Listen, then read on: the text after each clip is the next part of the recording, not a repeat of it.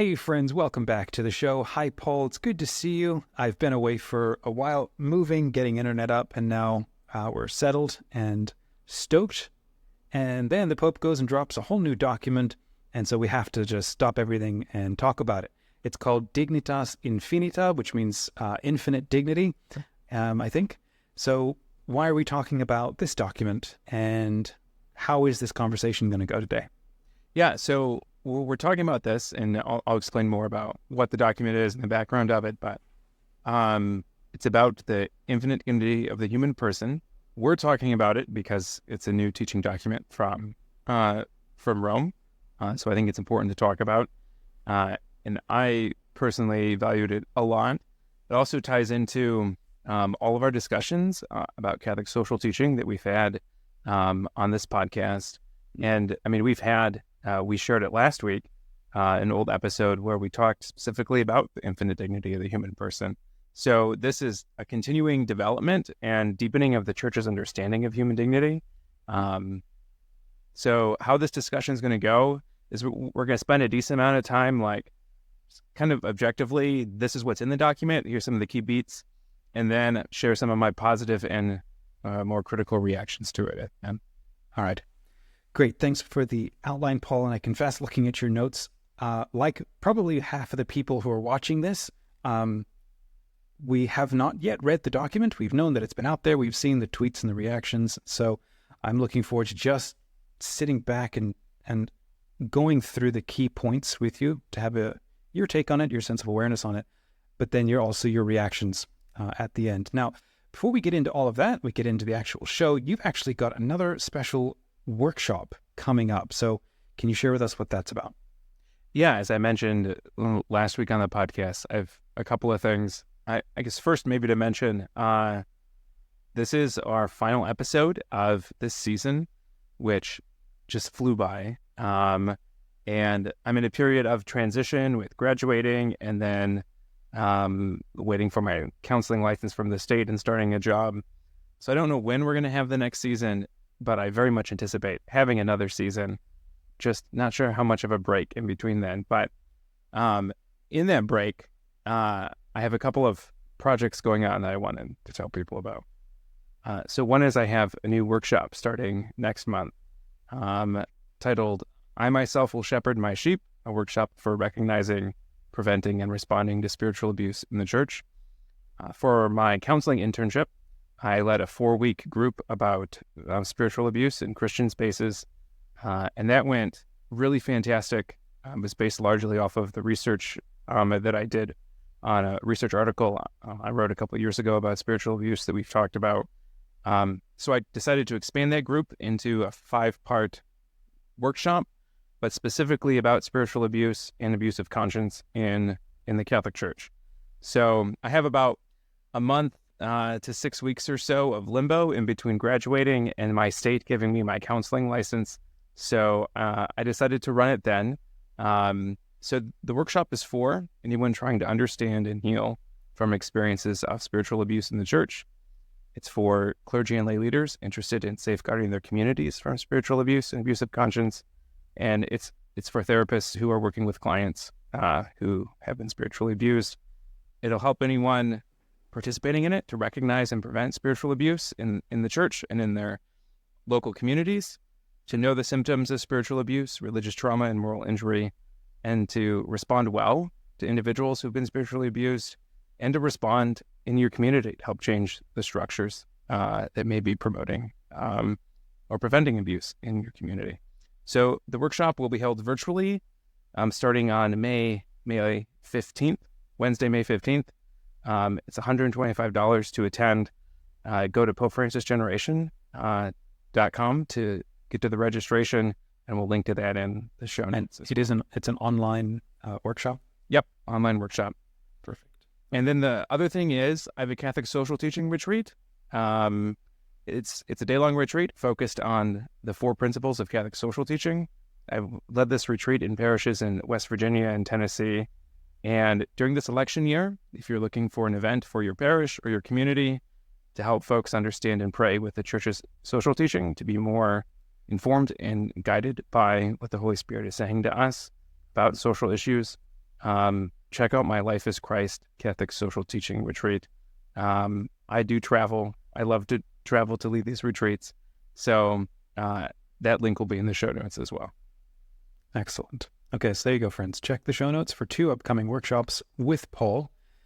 And it's really not that expensive. You can just drop one of those tickets just to support him or make a donation so that he can keep doing this incredible work that he is doing. Okay, so let's get into Dignitas Infinita, or infinite dignity of, I assume the human person is yes, the unspoken part of this. Okay. And why don't you kick us off and let's get into it? Yeah, so I'll start with some of the background.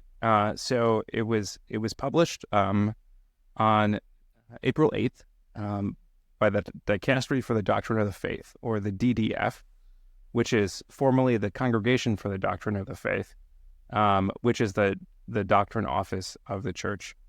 The kind of document this is it's a declaration, which is the same category of document as Fiducia Supplicans, which is the document on blessing same-sex relationships that came out just a few months ago.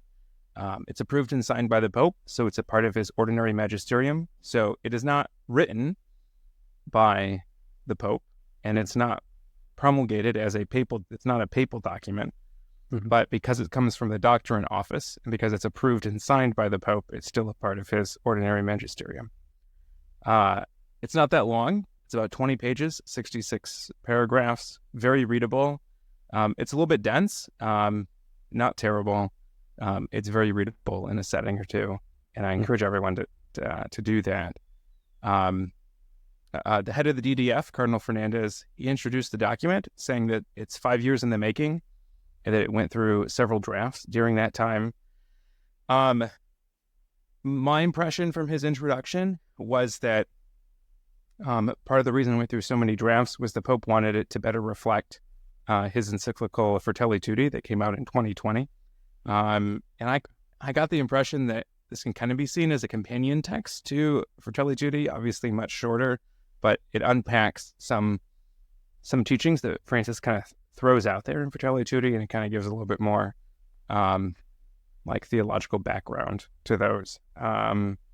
So this is what Fernandez says, a quote from him in the introduction, kind of laying out the document. He says, in its initial 3 sections, this declaration recalls fundamental principles and theoretical premises with the goal of offering important clarifications that can help avoid frequent confusion that surrounds the use of the term dignity.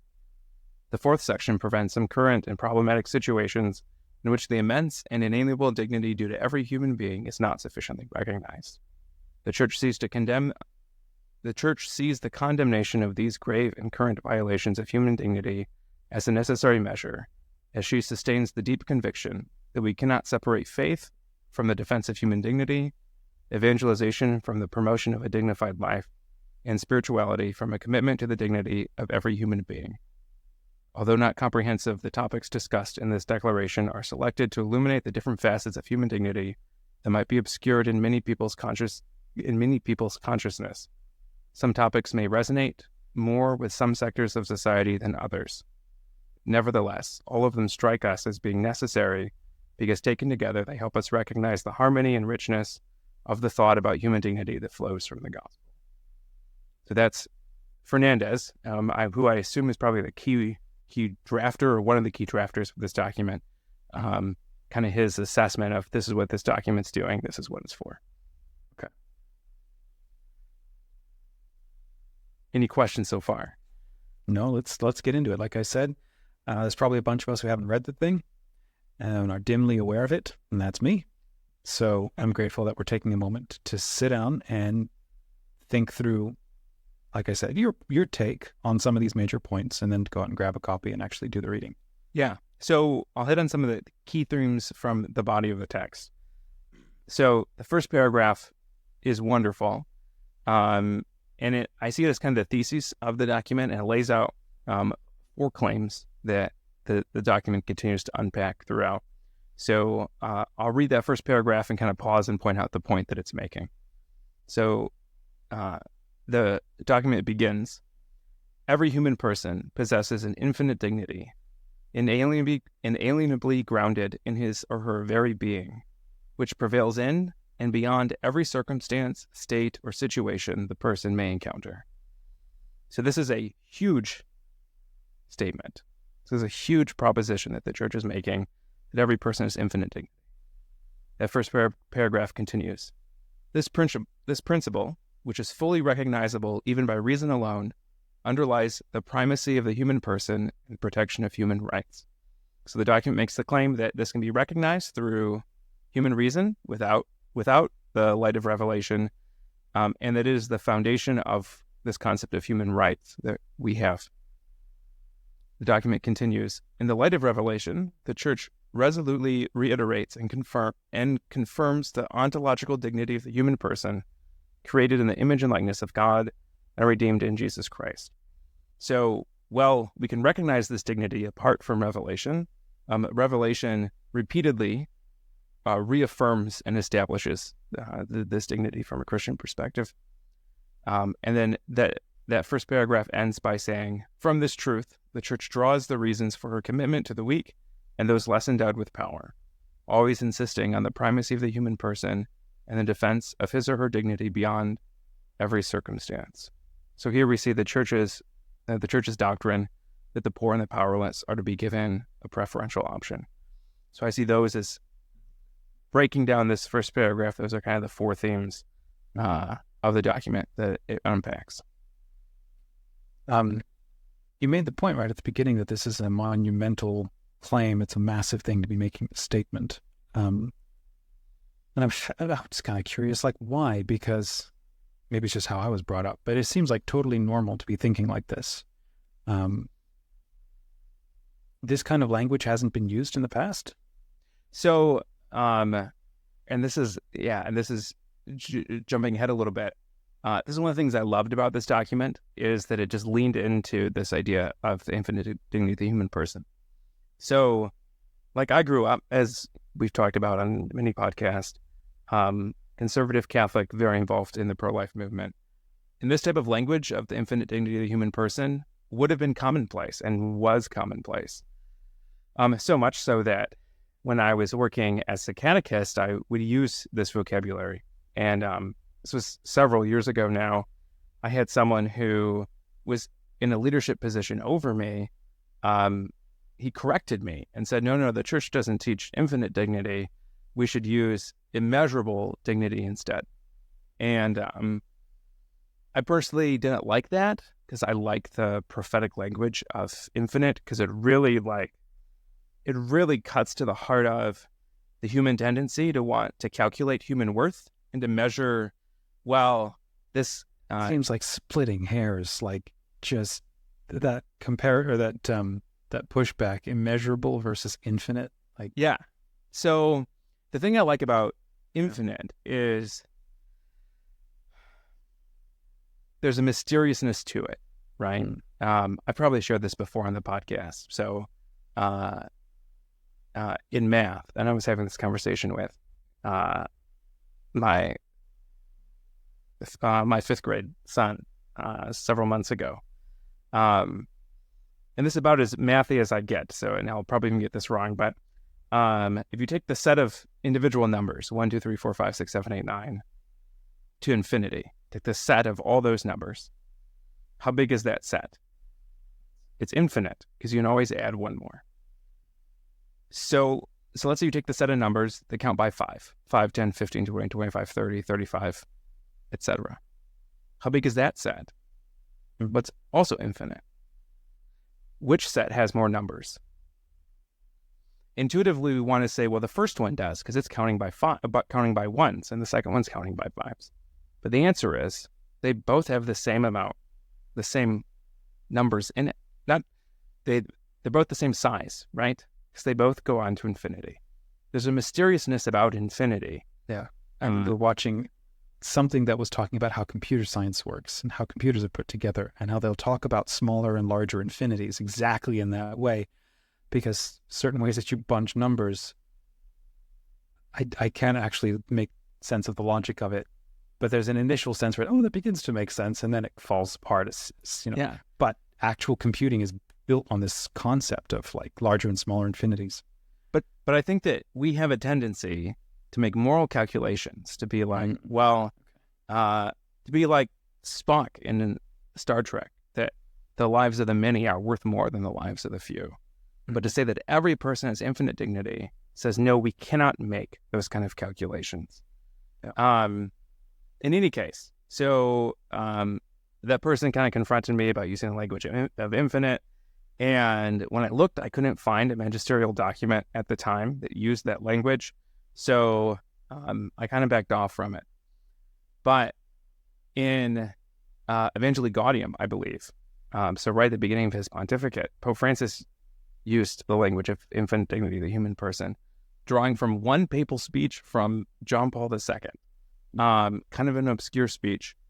But then he reiterates that and expands on it more in his encyclical Fratelli Tutti. And then you have this document, which is titled Infinite Dignity, right?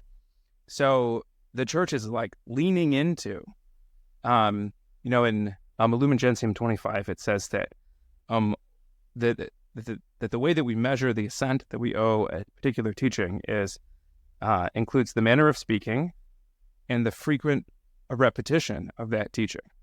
So here we have, here we see the church leaning into and accelerating this idea that every human person has infinite dignity, not using immeasurable, not like, it's really leaning into this term. And that's important. And also that was the biggest pushback from this document that I saw in Catholic circles, mostly really conservative traditionalist Catholic circles, is the use of the word infinite, specifically. Wanting to say that, well, only God is infinite, and therefore we can't talk about human dignity using this language of infinite. I found that pushback fascinating, because these are groups of people who are like super, super pro-life, like that type of, that's a banner that's waved, but they hesitated with this terminology. I've been reading over the last couple of months a book by Father Bulgakov called Bride of the Lamb, which I think I mentioned to you over Messenger.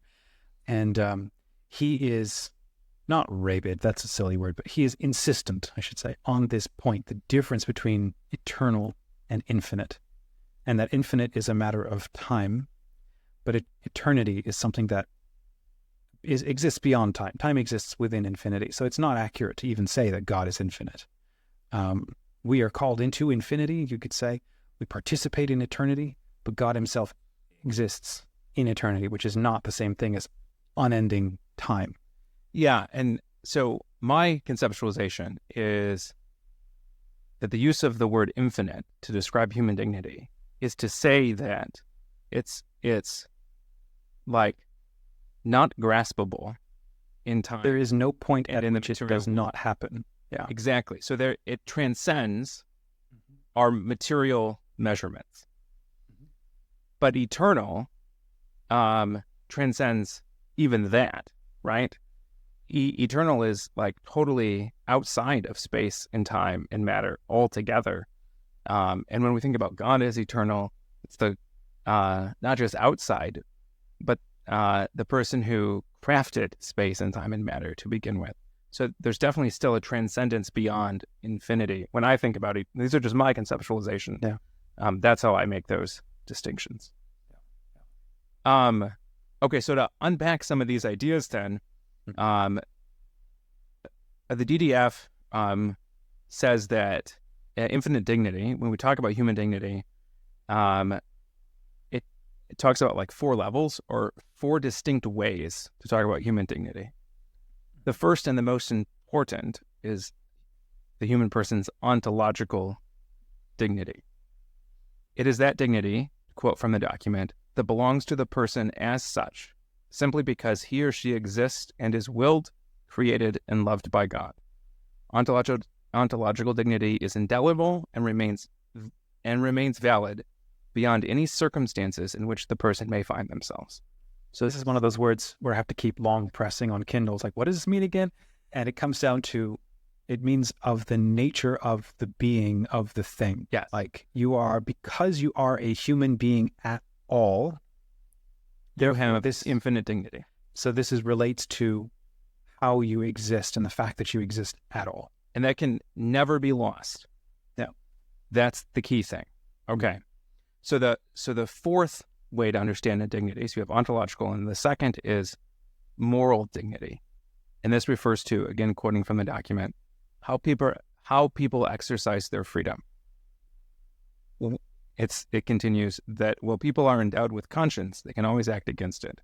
However, were they to do so, they would behave in a way that is not dignified with respect to their nature as creatures who are loved by God and called to love others. In other words, what this document is saying is that when people act in inhumane ways, we can say they're acting in an undignified way, and we can say that they can lose their moral dignity by acting essentially like animals, right? Mm-hmm. But this doesn't mean that their ontological dignity is lost. So there's a key distinction there. Yeah. Acting against their own dignity. So you have ontological dignity, moral dignity. The third then is social dignity. And this refers to the material goods a person needs and is owed by the community to live a dignified life, to quote the document. For example, in cases of extreme poverty, where individuals do not even have what is minimally necessary to live according to their ontological dignity, it is said that these poor people are living in an undignified manner.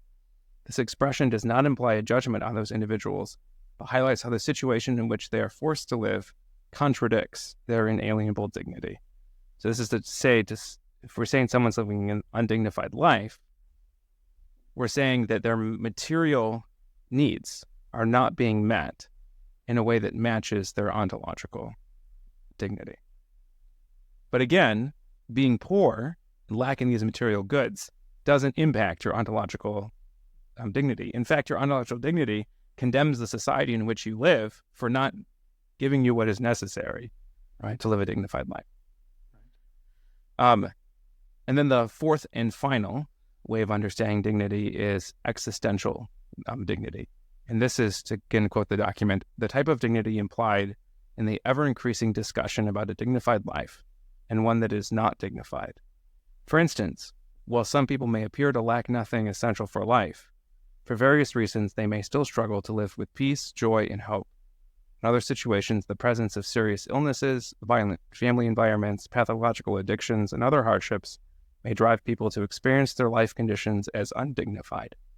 So this is very similar to social dignity, but refers to things beyond the material goods, really meeting the social, psychological, and spiritual needs of someone, where you can have someone who's even has an excess of material goods, but who is caught up in addiction or has severe depression.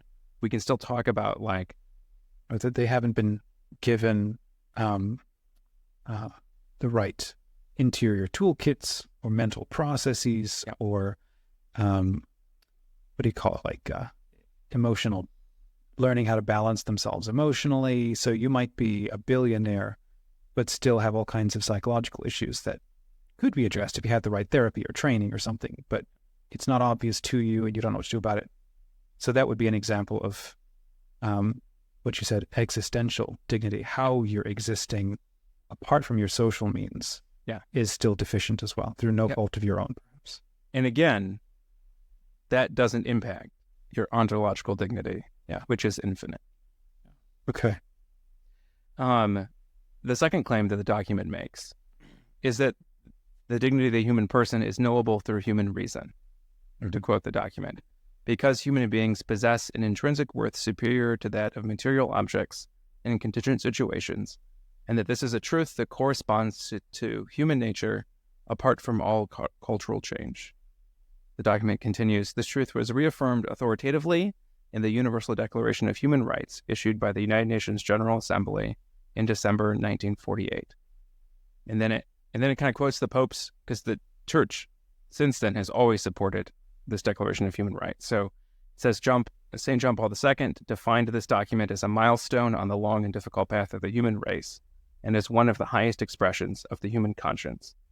And Pope Francis has repeatedly affirmed this UN declaration, saying that it's like a master plan from which many steps have been taken, but many still need to be made, and unfortunately at times steps backward have been taken. The commitment to human rights is never finished. And then Francis has also warned that, regrettably, in recent decades, attempts have been made to introduce new rights that are neither fully consistent with those originally defined, nor always acceptable. And we'll talk about that a little bit later. The document outlines those, but the point is that this document recognizes that looking at, and it points to this document from the UN as this recognition that even if you're not Christian, you can recognize that people have inalienable rights that come from inherent dignity. You do not need to be Christian. You do not need to have the light of Scripture to be able to understand. And I think it's also, how do you say, it's like every healthy human being has a sense of their own worth, or has a sense that they should be held worthy or valued or valuable, and not be easily dismissed or dispensed with. And those who we as a human family look at people who do not live that way, and we hold them to be, well, there's something off or problematic or wrong or deficient, or you might need additional care, or you've been traumatized. Because if you don't have this, we just intuit, if you don't see yourself as valuable and requiring respect and dignity and care and whatever, you're not all there. You're missing something, and we need to take special care of you, not give you extra reason to throw you overboard. And I think there's a sense too of the golden rule here, where I recognize my own inherent dignity, and therefore I ought to recognize other people's inherent dignity. And again, there's almost this universal intuitive where, we've gotten it wrong many, many times and set the bar in different places, but there's still sense of there's still sense of the golden rule of do unto others as you would want to have them do unto you, right? Yeah. I think that speaks to this natural understanding of human dignity as well. All right, so you don't need to be Christian or religious or in any way to accept this. So, but then go ahead, sir. Yeah. However, the document says that that Christian revelation still has something to say to us. So it says, the Church proclaims the equal dignity of all people, regardless of their living conditions or qualities. This proclamation rests on the threefold conviction, which in light of the Christian faith gives human dignity an immeasurable value and reinforces its intrinsic demands. So those three convictions it's very charismatic. That's one of my favorite parts of the document. So first it points back to Genesis and man and woman being made in the image and likeness of God. And it says, this is a little bit longer quote, to be created in the image of God means to possess a sacred value that transcends every distinction of a social, sexual, political, cultural, and religious nature. Our dignity is bestowed upon us by God. It is neither claimed nor deserved. Every human being is loved and willed by God, and thus has inviolable dignity. In this perspective, dignity refers not only to the soul, but also to the person as an inseparable unity of body and soul. Accordingly, dignity is also inherent in each person's body, which participates in its own way in being an imago Dei in the image of God, and is also called to share in the soul's glory in the divine beatitude. And then it points to some really specific examples where care for a person's physical good is seen as respecting that person's dignity. So it points to Exodus in particular and says, in Exodus, at the heart of the Old Testament, God shows himself to be the one who hears the cry of the poor, sees the misery of his people, and cares for those who are least and for the oppressed. The same teaching can be found in Deuteronomy, where the teaching on rights is transformed into a manifesto of human dignity, particularly in favor of the threefold category of the orphan, the widow, and the stranger. Here we see And so this key thing, that the dignity of the human person does not just refer to the person's soul. It refers to the person's body and soul together. Therefore, caring for someone's physical needs is respecting that person's inherent dignity. And we see throughout the Old Testament, God gives a preferential care for the poor and the powerless in society because of their material lack and their material need. So that's pointing back to the Old Testament. And then the second of these three convictions points to Christ himself. And the document says this: by uniting himself with every human being through his incarnation, Jesus Christ confirmed that each person possesses an immeasurable dignity simply by belonging to the human community. Moreover, he affirmed that this dignity can never be lost. By proclaiming that the kingdom of God belongs to the poor, the humbled, the despised, and those who suffer in body and spirit, by healing all sorts of illnesses and infirmities, even the most dramatic ones, such as leprosy, by affirming that whatever is done to these individuals is also done to him, because he is present in them. In all these ways, Jesus brought the great novelty of recognizing the dignity of every person, especially those who were considered unworthy. This new principle in human history, which emphasizes that individuals are even more worthy of our respect and love when they are weak, scorned, or suffering, even to the point of losing the human figure, has changed the face of the world. That's amazing. So we see in Christ, it's pointing to two things: both that God chose to unite himself to humanity. Therefore, as some of our ancient creeds talk about, God didn't diminish divinity by coming into humanity. He elevated humanity by bringing it up into divinity. And then looking at the ministry of Jesus and his prioritization of the poor and the powerless, the sick and the needy, and his moral commands being centered on serving him, present in the poor and the powerless and the sick and the needy. And then it says how this changed the face of the world, and I think that's true, very much so. When I was in undergrad, one of the theology classes I took, we read, the professor has signed the book Atheist Delusions by David Bentley Hart, which in part was kind of an apologetic, a refutation of like Christopher Hitchens and Richard Dawkins and the New Atheists. But most of it was really this historical argument that it was Christianity, and I think specifically what this passage of this document is talking about, that changed human history to actually prioritize the human person, to where even now in the secular West, when we talk about human rights outside of Christianity, we recognize that that's built on a Christian culture that was shaped by these teachings and example of Christ. That Christ really transformed human culture and human society in ways that other pagan cultures at the time did not. Christians and Christian teaching prioritized human dignity in ways that the Romans, for example, did not at all. Great. Yeah, the history dork in me is just running my mind over all of the massive and great empires that all existed on, let's say, the backs of slave labor, right? Because it was just obvious, and it continues to be obvious to a lot of whatever. It's obvious that if you are wealthy, if you are fortunate, if you're born in a certain caste, or certain things happen to you in life, is an obvious indication of the favor of the gods. And if you are poor, sick, orphaned, widowed, or whatever, obviously the gods have turned their face away from you, and you don't mean anything.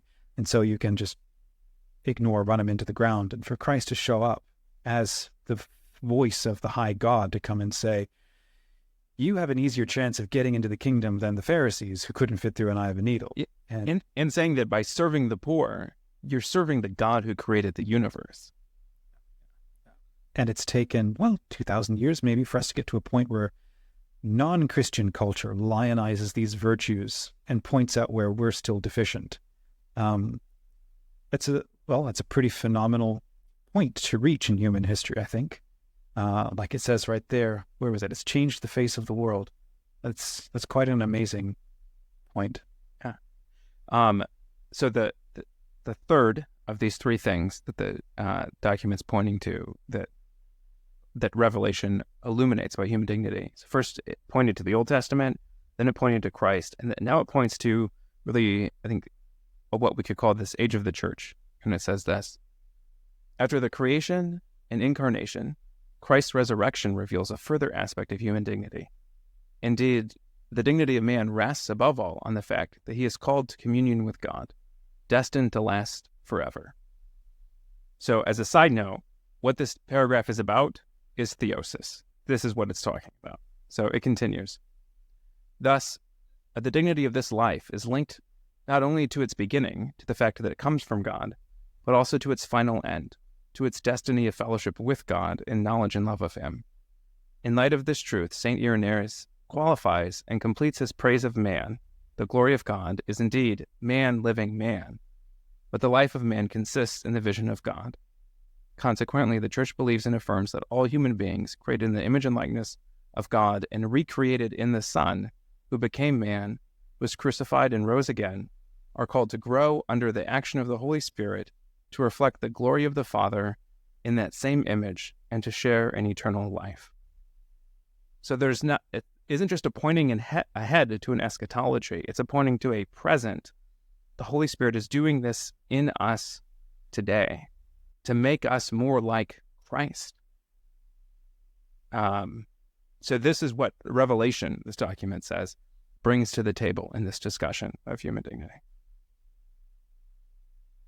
And to lean in to this theme, the third point that that first paragraph makes and the document unpacks is that the poor and powerless are to be given preferential treatment. And again, it makes the claim that it's the revelation of Christ that really makes that explicit, and then that's what shaped Western culture and really changed the world, is the incarnation and example of Christ.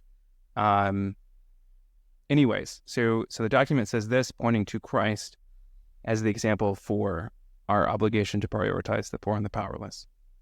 It says, throughout his public ministry, Jesus affirms the value and dignity of all who bear the image of God, regardless of their social status and external circumstances. Jesus broke down cultural and cultic barriers, restoring dignity to those who were rejected or were considered to be on the margins of society, such as tax collectors, women, children, lepers, the sick, strangers, and widows. He heals, feeds, defends, liberates, and saves. He is described as a shepherd who is concerned about the one sheep that was lost. He identifies with the least of his brethren. As you did it to one of the least of these brothers, you did it to me. In biblical language, the little ones are not only the children, but also the vulnerable, the most insignificant, the outcast, the oppressed, the discarded, the poor, the marginalized, the unlearned, the sick, and those who are downtrodden by the powerful.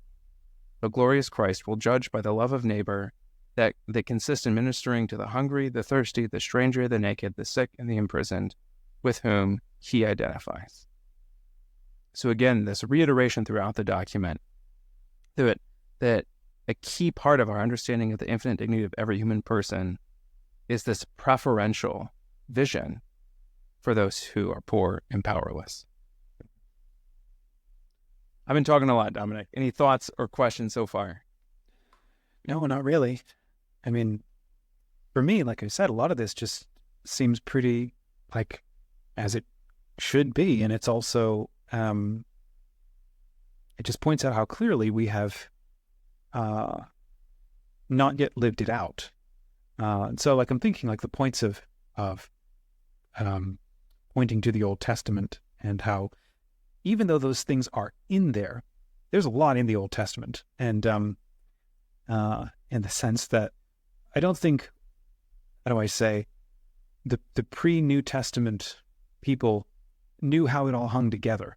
I think that's why there are lots of competing schools, theological schools, and that's why the church takes the person of Christ as the measuring stick or as the litmus test for how to understand a lot of the different claims or thoughts, or because the concept of God evolves over time. The concept of what it means to be a human or a person evolves over time, and it becomes slowly clearer and clearer. But you can also see how a lot of these books are like high watermarks for what a prophet was intuiting or receiving in a visionary moment, and the rest of the culture just still wasn't getting it, all the way up till you get to Christ showing up. And yes, you can have the flawed human beings, but these Pharisees are quoting chapter and verse, and the culture around them is riddled with these thousands and thousands of unmet poor, all needing to be exercised, needing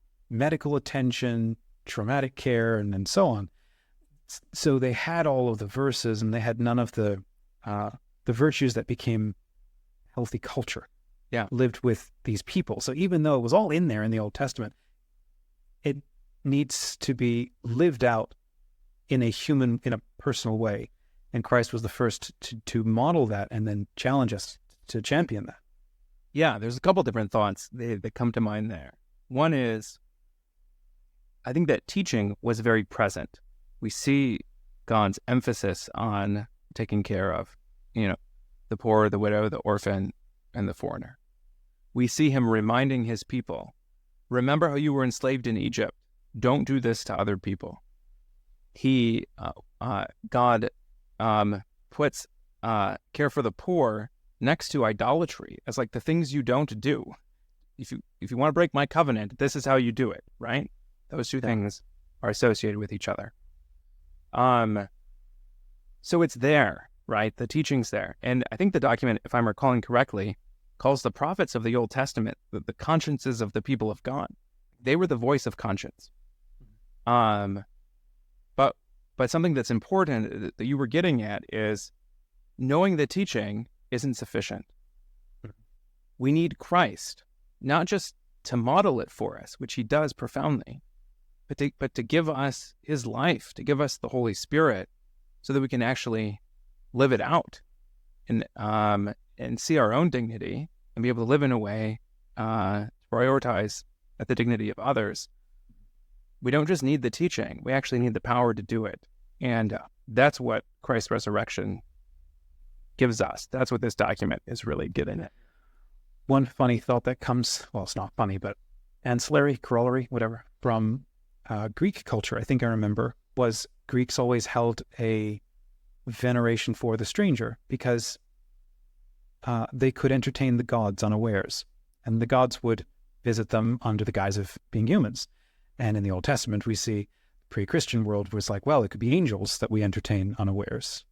But what's kind of interesting now with Christ is that, well, you could just be entertaining humans, in the sense that, what if you just entertain humans as though they were gods and angels or God himself, not just you could be a puppeted, a divine being puppeting a human body, and so I should revere and respect you or take care of you.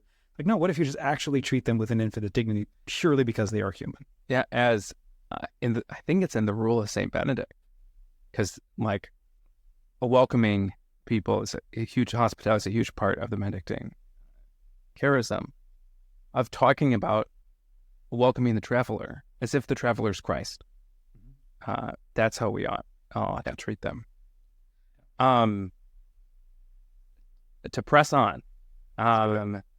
So the document gives a positive nod to Descartes and Kant and some Renaissance thinking and some modern philosophies such as personalism.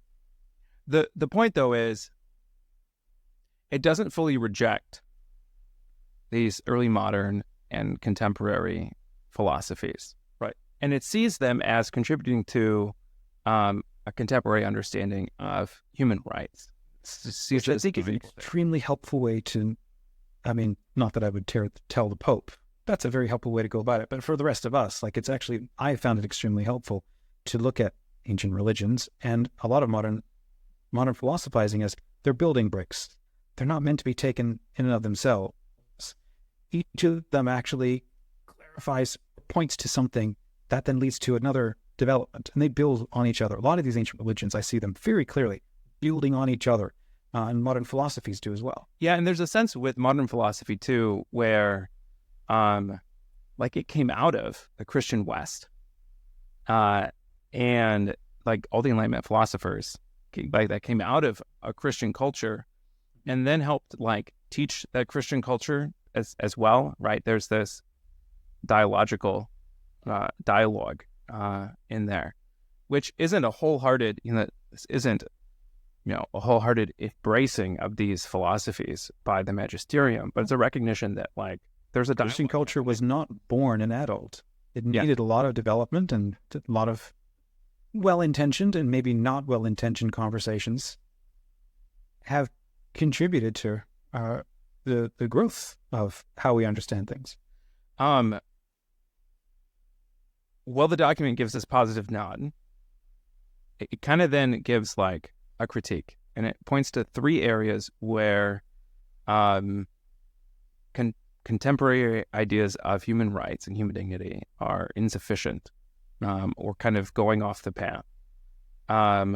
So the first that it points to is an idea of restricting the dignity of persons to those who are capable of reasoning, thereby excluding the unborn and those with mental disabilities. So we see this in some ethical, modern ethical philosophies, right? I think specifically of Peter Singer, for example. He leans very much into this idea that if someone doesn't have consciousness or like self-awareness, then they don't have inherent dignity. The second concern that the document points out is viewing every subjective desire as a human right. So the document says this: the concept of human dignity is also occasionally misused to justify an arbitrary proliferation of new rights, many of which are at odds with those originally defined, and often are set in opposition to the fundamental right to life. It is as if the ability to express and realize every individual preference or subjective desire should be guaranteed. This perspective identifies dignity with an isolated and individualistic freedom that claims to impose particular subjective desires and propensities as rights to be guaranteed and funded by the community.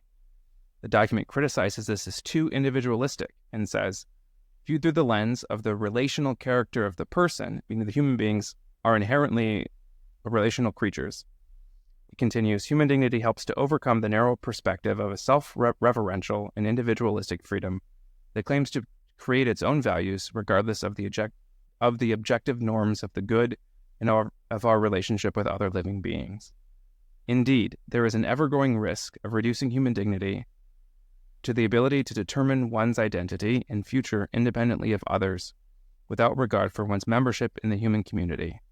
In this flawed understanding of freedom, the mutual recognition of duties and rights that enable us to care for each other becomes impossible. So the church is wanting to avoid an individualism that rejects the radical interdependence of the human person. I didn't bring myself in. Other people did that for me. Just because I exist, the community owes me things. Just because I exist, I owe others in the community. I'm inherently interdependent on the human community. So therefore, I have rights that are owed, things I'm owed by the community, and I have duties, things I owe to the community, and an understanding of human dignity that doesn't understand that communal nature is going to go off on the wrong path. That's how I understand what the church is saying. It's part of my dignity to engage in my duties to the human family. Yeah. And the third concern is forgetting that non-human creatures also have dignity. So that document says this. That's going to take us it might take us less time to get comfortable with that one. It's taking us a long time to get comfortable with people. Yeah. Sorry, keep going. So the document says, speaking of non-human creatures, it says, those beings exist not only for human utility, but also possess a value of their own. They are like gifts entrusted to humanity to be cherished and cultivated. Thus, while the concept of dignity is reserved for the human being, at the same time, the creaturely goodness of the rest of the cosmos must be affirmed. As Pope Francis points out, by virtue of our unique dignity and our gift of intelligence, we are called to respect creation and its inherent laws. So those are like the three concerns that the document lists about contemporary understandings of dignity. And then the rest of the document is just a list of what it sees as grave violations of human dignity that it sees as present in particular today. It touches on capital punishment specifically, but then it lists, and I'm not going to go into each one, but I'll list what it says.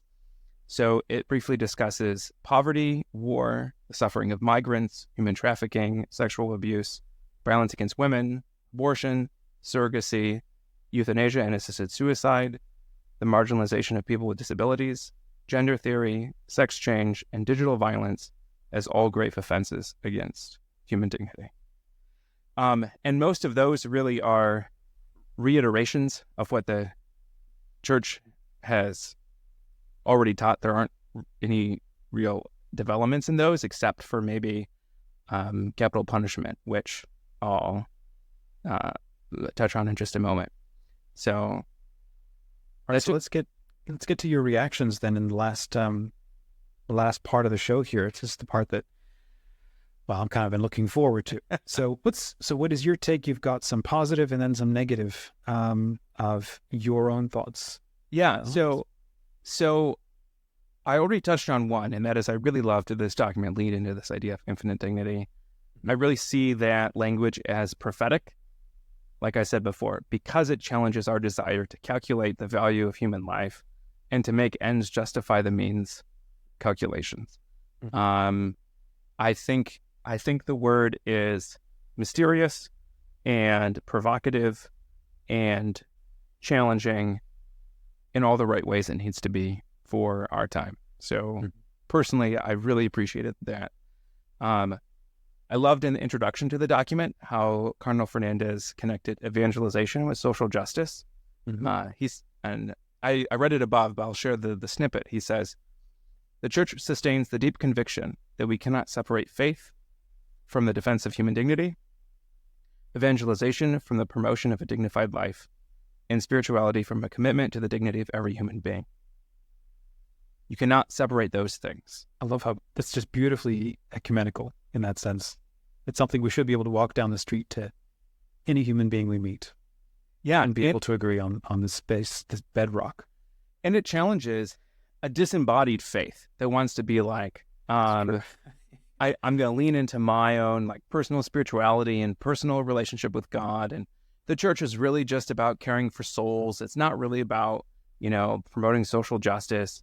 And Fernandez is saying, no, like both are necessary. And it goes back to this connection that when we talk about infinite dignity, we're not just talking about the human soul. We're talking about the human person as body and soul. So I find that very important. And I was really encouraged with that. I love the repeated emphasis the document had on the powerless, specifically how Jesus is the model for preferencing the poor and the powerless, as we talked about. It didn't mention, there's a doctrine in the church, the preferential option for the poor, and I don't think it said that directly. So much of this document is a reiteration of that teaching of giving preferential option for the poor and powerless, which is, for me, that's one of my favorite teachings. Makes it sound trite, but like one of the teachings that has shaped my life and what I see as vocation and mission in the world. That teaching is profoundly important to me, that we must give the poor and the powerless. I must give the poor and the powerless a preferential voice and a preferential treatment. So I loved how much this document reiterated that. And I think I've meant this mention in the past where, like you talked about David Bentley Hart earlier, and I've been trying to read through his translations of the Gospels. And I remember breezing through, I think it was the book of Luke and his translation on that. And I was struck by how much of Christ's mission was spent with the masses of people who just needed his attention, who just needed his care, his medicinal care, his trauma response, his help with exorcisms, there was, and then his parables, his stories. There was no dogma, no theologizing. It was purely bread and fishes, and the height of it might have been the Sermon on the Mount. I probably didn't even read that far, but it just struck me for the first time, I don't know why, how much of his work and the apostles' work was spent in this specific space. And then he would huddle with his apostles and then unpack for them the deeper meaning or the theological reality of what is being revealed by the doing of all this stuff. And then I go and look at my life and look at the life of the church that I grew up in and the traditions that I grew up in. It's like so much of the focus was on checklist Catholicism, as if there's going to be a quiz, when I get to the pearly gates, as opposed to what did you do for the least of me, which is any human being around you in your area. Those are the ones maybe given to you if you have the capacity to help them. And it's such a completely different church that I thought it's beautiful. Yeah. He has a couple of articles out there that I've read offering his translation of his translation and explanation of the Our Father prayer. And he talks about, and I'm probably not going to get this all right because it's just from memory, but he talks about how when Jesus says to pray for our daily bread, he's talking to poor people who are actually praying for their material needs for that day. And when he's talking about like the antagonist in that prayer isn't like an abstract idea of sin or evil. It's like the powerful debt collectors in people's lives who were destroying their lives. And he's very critical of how that prayer has been spiritualized, and the visceral material need in coming out in that petition in that prayer has been lost, and kind of abstracted. So he's critical of that. I think there's a requirement for both, right? Like to pray for our daily bread. I think it's both pray for our material needs and like there's obviously the symbol of the Eucharist in that, right? Or to pray for the Lord to protect us from evil, to protect us from the people who are actually persecuting us, the powerful who are actually persecuting us, and to protect us from spiritual evil. I think that both are necessary, and I think that reintegrating those is probably the best move. Tell you what's absolutely fascinating is to there are a couple of people who have done this where they've gone back to the Our Father in Aramaic, and they're like, every one of these phrases has to be understood on a multitude of levels because each of these words has a multitude of meanings. So you could read it through 10 times and get 10 different readings of the same prayer because of how these words are used in the Aramaic language. Whereas in English, it's like one word, one meaning. Yeah. That's not how the ancients spoke. Yeah. And they intended all the meanings at the same time. It's like a diamond with 500 facets, right? Yeah. Unpacking it more. All right. So you had some, I just want to keep pushing. So you had some negative criticisms as well that were your take on this. Well, there was one more positive, and that was when it talked about capital punishment. There's this line. It says, "Here one should also mention the death penalty, for this also violates the inalienable dignity of every person, regardless of the circumstance." So here I see the church pushing closer to this idea of talking about the death penalty as intrinsically evil, not going all the way there, but again, if we think about what assent do we owe the church, and we think about the manner of speaking and the repetition, we're seeing this escalating and accelerating in how the church is condemning the death penalty. And I'm happy to see that continued escalation. Two criticisms. And I see these criticisms as almost the document failing to follow its own principles to some extent. So one is a lack of honest self-reflection.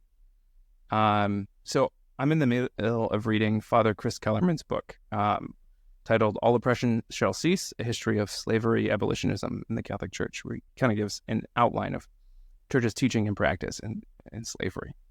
And I'm blown away at how complicit the church was, both in its magisterial teaching and in its practice in slavery from the get-go. And how now we teach that slavery is intrinsically evil. And how there's kind of, I see the church that kind of dabbles in a revisionist history and triumphalism when we talk about slavery and the church's role in slavery, without really acknowledging our own participation in like the worst of things. Almost like I think of the Pope going a couple of years ago to Canada to apologize for the abuses that happened at the Catholic schools there against Indigenous people. We haven't quite had a reckoning yet, an honest reckoning. So I think this document plays into some of that triumphalism and revisionist history, and it kind of like it says the totalitarian ideologies of the 20th century as giving rise to the slave trade, and it's like, yes, and also misuse of scripture and papal teaching and like the church's complicity in that. I mean, there were popes, sainted popes, who owned slaves. There were popes who gave explicit permission for the Portuguese to engage in the transatlantic slave trade, right? So I want to see some more of that honesty. Mm-hmm. And there's other places where it talks about how the church has made how advancement in understanding of human dignity is demonstrated by the fact that there's been an increasing desire to eradicate racism, slavery, the marginalization of women, etc. And it says this aspiration has been boistered under the influence of the Christian faith. And yes, that's true. And also, the church is complicit and has been complicit in all of these things. So it reminded me as I was reading through it, as listeners know, one of my primary professional interests is making the church safer from abuse, all kinds of abuse, and working with people who've been harmed by the church. And I kind of see a parallel between how church leaders own up to abuse in the present day and how church leaders own up to the church's historical faults and failures. And there's kind of three moves that happen. First, the church downplays or misrepresents its own role in causing harm. Second, the church blames the outside secular culture for the evils, blaming those totalitarian ideologies, right? And then third is emphasizing or exaggerating the church's role in addressing those evils. I see that happening. I saw that happening even in the short section on sexual abuse, which this document obviously condemns. It gives like a passing mention to the sexual abuse crisis. And it's like, so I just want to acknowledge the challenge of receiving a teaching document about human dignity from leaders who have and are still not prioritizing the dignity of the marginalized and powerless in the church. So like the teaching in this document, I love, but there's still a difficulty receiving it from an unreflective.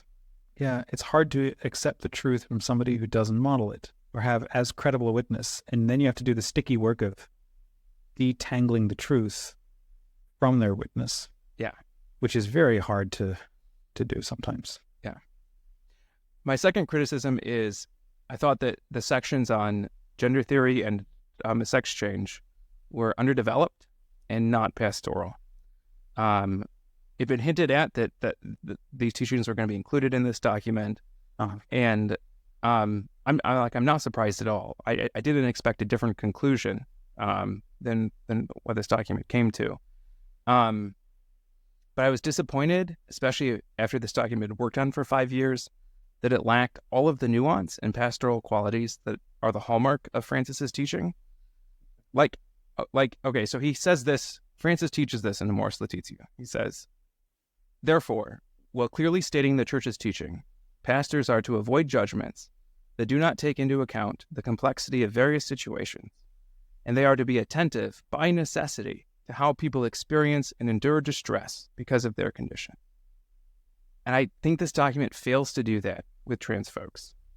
I thought it was imprudent to release a teaching document on this issue without also giving pastoral guidance, without dealing with this question more holistically. I think that does damage in the real world because there's no normative guidance for pastoral practice. And that means bad pastors will use this document to fight their culture wars and treat trans folks not according to their dignity. And I think specifically of dioceses in the U.S. with policies that, for example, forbid all church and Catholic school employees from referring to someone by their preferred names and pronouns, making that a fireable offense, even though that's the pastoral example given to us by Pope Francis, who himself refers to trans people who see him by their preferred names and pronouns.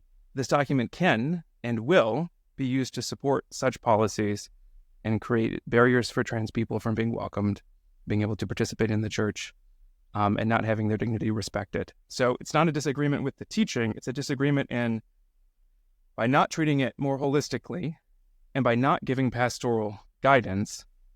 I felt like this section was imprudent.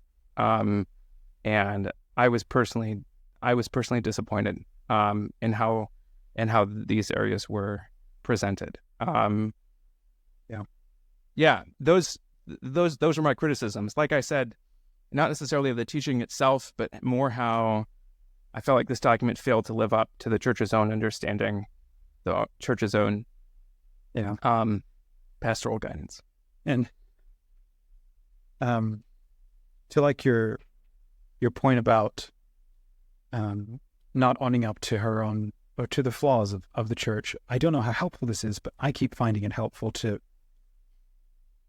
as I'm listening to you, reading through these quotes, and there's these references to the church this and the church that, and it feels very obvious to me that when that word or that concept is being used, we're talking about the church in eternity, the church in and of her nature as this, the bride of Christ, this thing that encompasses all the different aspects beyond space and time, and not just Vatican City.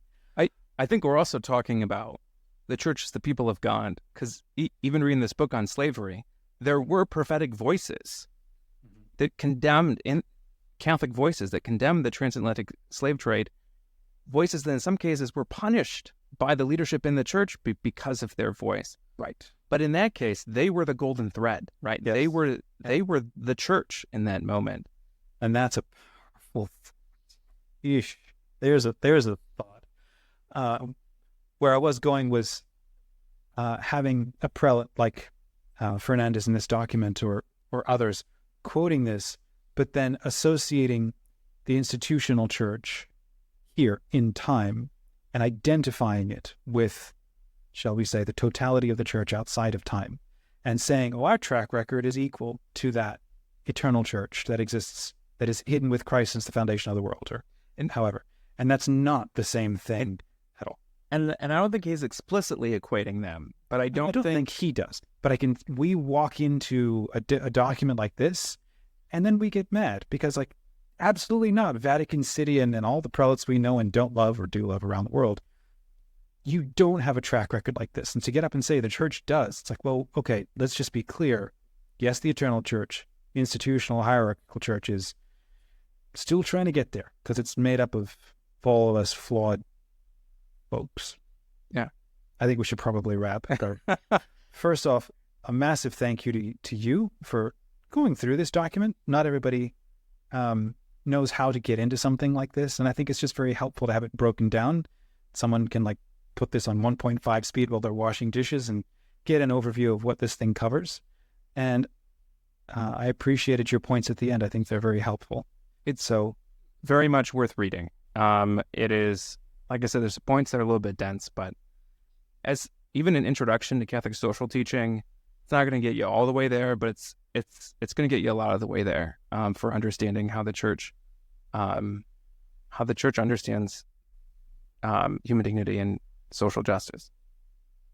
Good deal. Well, friends, if this was also helpful to you, please hit that like button and drop a comment, say hi, and come and leave a review, let's say on Apple or something. As Paul said, this is the last episode of this season, and we do plan to be back. When exactly, we're still figuring that out, but we will be back. So if our friends do have a question for you or some feedback on any of the episodes from this show, where can they go? Yeah, you can find me at popefrancisgeneration.com. You can send me a message there. You can become a paid subscriber. If you do, you get early access to each episode, and all of your support directly supports my family and allows me to continue projects like these. You can also find information about the Catholic Social Teaching Retreat and Spiritual Abuse Workshop there at Pope Francis Generation. So friends, please check the links in the description for these 2 workshops if they interest you. And if you can think of somebody else who might be interested in them, please forward them over to them. Until next time, say a short prayer for yourself and for us. And remember, don't be afraid to ask questions. Doubts can be a sign that we want to know God better and more deeply. God bless you.